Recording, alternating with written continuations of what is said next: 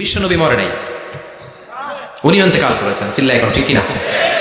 ইন্তেকালের আগে বিশ্বনবী প্রচন্ড অসুস্থ হলেন। মা আয়েশারে ডেকে বললেন, আয়েশা মনে হয় আমি বাঁচবো না। ওই যে খায়বার বিজয়ের দিন, খায়বার দুর্গ বিজয় করার পরে এক ইহুদি মহিলা আমার দাওয়াত দিয়েছিল। ওই দাওয়াত খেতে যাওয়ার পরে গোশতের মধ্যে বিষ মাখানো হয়েছিল রে আয়েশা। ওই বিষ মাখানো খাসির গোশত খেয়ে যে ব্যথা আমার পেটে উঠেছিল, আজ আবার সেই ব্যথা উঠেছে। বিশ্ব নবী ওই বিষ খাওয়ানো গোশতের কারণে ইন্তেকাল করেছেন। তার মানে বিশ্ব নবী শাহীদ। জামা আল্লাহু বাইনা নবুওয়া ওয়া শাহাদা। আল্লাহ বিশ্ব নবীকে শুধু নবী বানায় নাই, শহীদ হিসেবে কবুল করেছেন। সুবহানাল্লাহ বলবেন না? প্রচন্ড অসুস্থ, উনি ছাড়া মসজিদে নববীতে কেউ ইমামতি করার সাহস পায় না। বিশ্বনবী বললেন, আবু বকর তুমি যাও। আবু বকরও যায় না।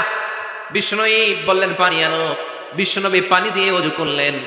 ওযু করে কয়েকজন সাহাবীকে ধরে উঠতে চাইলেন, আবার ধপাস করে বেহুশ হয়ে পড়লেন।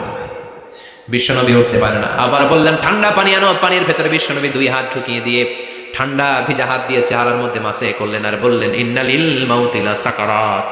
হায়রে মৃত্যুর কি যন্ত্রণা, হায়রে মৃত্যুর যে কি কষ্ট। ও মিয়া, বিশ্বনবী যদি মৃত্যুর কষ্টে কাতরায়, আমাদের অবস্থা কি?